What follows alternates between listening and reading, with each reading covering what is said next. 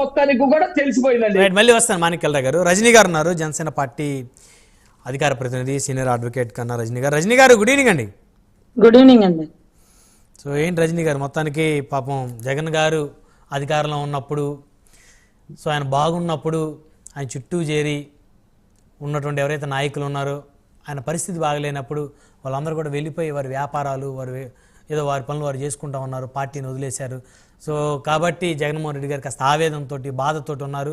So అవకాశవాదులకి check పెడతాను, ఎవరైతే నన్ను కనిపెట్టుకొని 5 సంవత్సరాలు నా పార్టీలో ఉంటారో వారికి అవకాశాలు ఇస్తానని సన్నిహితుల వద్ద వారైతే వాపోతున్నట్టు తెలుస్తోంది. ఏమంటారు సార్? నాకు తెలిసి ఏదైనా ఇన్సిడెంట్ జరిగితే జగన్ గారి కేకేస్తే ఉన్నటువంటి ఎమ్మెల్యేలు, ఎంపీలు మొత్తం వచ్చేలాగా ఉన్నారండి. వెనుకొండలో ఘటన జరిగినప్పుడు కూడా అందరూ పొలవమని పరిగెట్టుకుంటూ వచ్చారు. అక్కడ ఏదో ఆ ముద్దాయిని మనం ఏదో కాచి కాపాడుతున్నట్టు, అరెస్ట్ చేయనట్టు, ఆ ఇన్సిడెంట్ ని మనం ఏదో ఖండించకుండా మనము ప్రేమాభిమానాలు అతని మీద ఒలకబోసినట్టుగా వాళ్ళందరూ కూడా వచ్చారండి. ఎక్కడో పరదేశంలో ఉన్నటువంటి పెడదల రజనీ గారు కూడా వచ్చారన్న వార్తా కథనాలు మేము వీడియోలో కూడా చూసాం. ఎక్కడెక్కడ ఉన్నా సరే జగన్ గారు ఒక పిలుపుతో ప్రతి ఒక్క నాయకులు వస్తున్నారండి. వెళ్ళిపోయే వాళ్ళు అంటారా, ఉన్న పరిస్థితిని బట్టి ఏ ప్రభుత్వం ఎటుంటే వెళ్ళిపోతారో ఇక వాళ్ళ గురించి మనం చెప్పలేం. ఇందాక శేఖర్ రెడ్డి అంటున్నట్టుగా తప్పుని ప్రతి ఒక్కరూ ఎత్తి చూపించచ్చండి, ప్రతిపక్ష పాత్ర వాళ్ళు. కానీ ఈ శేఖర్ రెడ్డి అన్న ప్రైమ్ లైన్ లో చేస్తున్న పని వాళ్ళ అధినాయకుడు అసెంబ్లీలో ఎందుకు చేయలేకపోతున్నాడని నా ప్రశ్న. అకౌంటబిలిటీ, రెస్పాన్సిబిలిటీ ఉన్న వ్యక్తి అక్కడ కూర్చొని ముఖ్యమంత్రిని, ఉప ముఖ్యమంత్రి గారిని ప్రశ్నల వర్షంతో సంధించాలి కదా. ఇప్పుడు రైతు భరోసా గత ప్రభుత్వంలో 6 అక్టోబర్ అంటే ఒక 6 months పట్టిందండి. అమ్మ ఒడి 8 నెలలు పట్టింది. విద్యా దీవెన 3 విడతలుగా పట్టింది. వసతి దీవెన 1 ఏడాది వేశారు, ఇంకో ఏడాది పెండింగ్ పెట్టారు. ఇవంతా కూడా ప్రభుత్వం ఫామ్ అయ్యాక కొంత టైం పడుతుంది. ఇందాక సార్ చెప్పినట్టుగా రాకపోతే మాట్లాడకపోతే మాట్లాడలేదు, కొంత టైం ఇవ్వమంటారు. మాట్లాడేస్తే మాట్లాడేశారు, కొంత టైం ఇవ్వలేదు కదా అని అడుగుతారు. అసలు జగన్మోహన్ రెడ్డి గారే ఇది రాష్ట్రపతి పాలన పెట్టాలని ఢిల్లీలో అడిగారు కదా. అవునండి, ఆయన ఎక్కువ టైం కూడా ఇవ్వలేదు. ఆయన ఎందుకంటే ప్రెషర్ కుక్కర్ లాగా 3 విజిల్స్ రావాల్సిందే, ఇమీడియట్ గా కుక్ అయిపోవాల్సిందే అన్నట్టుగా పరిగెట్టించారు.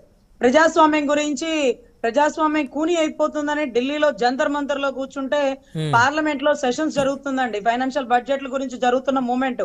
రాష్ట్రంలో విపత్తు వస్తే అసెంబ్లీ గేట్ బయట బైఠాయించాలా, చంద్రబాబు గారిని ప్రశ్నించాలా.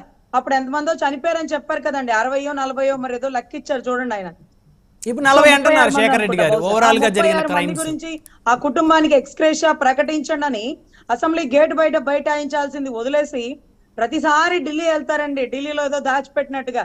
ఎందుకంటే సిఐడి చీఫ్ వెళ్ళారు, మా additional advocate general Ponnagolu Sudhakar Reddy గారు వెళ్ళారు, బ్రో సినిమా కలెక్షన్స్ గురించి మా అంబటి రాంబాబు వెళ్ళాడు. ఇలా వీళ్ళందరూ ఢిల్లీకి ఎందుకు వెళ్తున్నారో అర్థం కాలేదండి. సమస్య ఆంధ్ర రాష్ట్రంలో ఉండొచ్చు, ప్రభుత్వం ఒకవేళ మిమ్మల్ని ఇబ్బంది పెడితే మీరు ప్రశ్నించండి. ఇందాక శేఖర్ రెడ్డి గారు చెప్పినట్టు ప్రతిదీ అడగండి, అడిగి చేయించుకోండి. ప్రజల గొంతుకే మీరు ఈ రోజు. కానీ అలాంటివి చేయకుండా మీరు నిందలేకుండా ఆరోపణలు అంటూ ఈ రోజు కరెక్ట్ గా మాట్లాడండి, సబ్జెక్ట్ టు సబ్జెక్ట్. మీ అధినాయకుడికి కూడా చెప్పండి, అన్నా మనం ఓడిపోయాం అంతే, గెలుపు వాళ్ళదవ్వచ్చు, మళ్ళీ మనకి పోరాడే అవకాశం ఉంది కాబట్టి మీరు అసెంబ్లీలో కూర్చోండి అన్న. పులివెందుల సమస్య గురించి చెప్పండి. క్రికెట్ టీమ్ లో గెలిచిన 11 ఎమ్మెల్యేలు, ఆ 11 కాన్స్టిట్యున్సీల గురించి ప్రశ్నించండి. మీకు ఎంతో మంది ఎమ్మెల్సీలు ఉన్నారు, వాళ్ళని మాట్లాడమనండి. రాజ్యసభలో మీకు మంచి ఓటింగ్ ఉంది, అక్కడ ప్రశ్నించమనండి.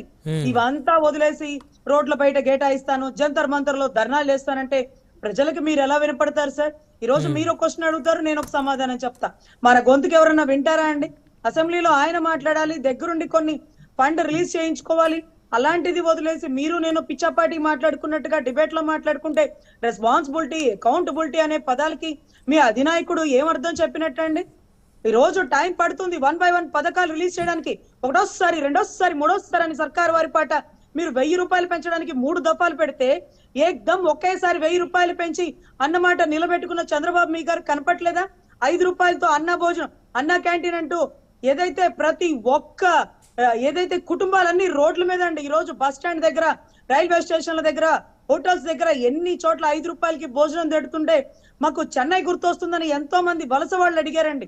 ఇవన్నీ మీకు మంచి పనులు కనపట్లేదా? పడుతుందండి 1 by 1. ఎందుకంటే ఖజానా మొత్తం గండి పెట్టేశారు కదా, మళ్ళీ దాన్ని పూడ్చాలా. అమరావతిని ఈ రోజు క్లీన్ చేసుకోవడానికే చాలా టైం పడుతుంది. పిచ్చి తుమ్మ మొక్కలు నరికించడానికే టైం పడుతుంది. సంపదన సృష్టిస్తారు, 1 by 1 ప్రతి పథకాన్ని ఇంప్లిమెంట్ చేస్తారు. మాట తప్పను మడం తిప్పననే మీ తొక్కలో స్లోగన్ మేము చెప్పం, కానీ అన్న మాట మీద నిలబడతారని మా ఉద్దేశం సార్. రైట్. మనతో ఆంజనేయ రెడ్డి గారు ఉన్నారు, బీజేపీ సీనియర్ నేత. ఆంజనేయ రెడ్డి గారు, గుడ్ ఈవినింగ్ సార్.